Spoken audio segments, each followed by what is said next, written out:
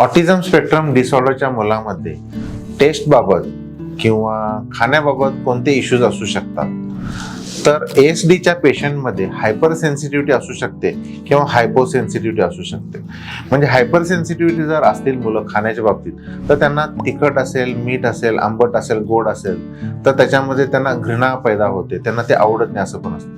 थोड्या प्रमाणात जरी टेस्ट असेल तर ते जास्ती लेवलला त्यांना वेगळ्या लेवलला ते वाटत असतं, त्याचं प्रमाण हे जास्ती असं वाटायला लागतं.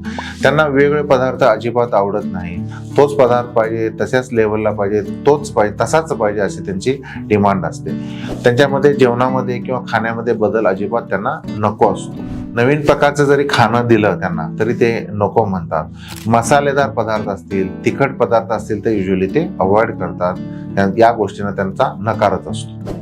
खाण्याच्या बाबतीत काही मुलं हायपोसेन्सिटिव्ह असतात, म्हणजे ते ह्या मुलांना जास्ती चटकदार, जास्ती तिखट किंवा मसालेदार पदार्थ आवडतात.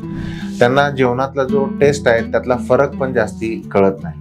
काही मुलांना बदल अजिबातच नको असतं की एकाच ठराविक प्रकारचंच फूड त्यांना हवं असतं. जरी वेगवेगळ्या प्रकारचे फूड दिलं तर त्यांचं सिलेक्शन जे असतं ते कमी प्रमाणात असतं, म्हणजे कमी प्रकारचे फूड त्यांना आवडत असतात. काही मुलांमध्ये टेक्स्चरचा रोल आढळून येतो. म्हणजे काय, काही मुलांना कुरकुरे आवडतात, म्हणजे कुरकुरे असतील, कुरकुरे बिस्किट असतील तर ते आवडतात. नरम पदार्थ आवडतात, त्यावर त्यांचं सिलेक्शन ठरतं. काही मुलांना खाण्याच्या सवयीमध्ये ते खाल्ल्यानंतर ते नुसतं गिळतात, म्हणजे चावत नाहीत. काही मुलं गिळत नाहीत, फक्त तोंडातच धरून ठेवतात.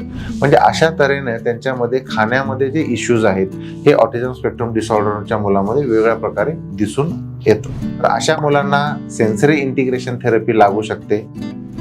मी आहे डॉक्टर चंद्रशेखर हळिंगरे. मी चाइल्ड सायकियाट्रिस्ट आहे.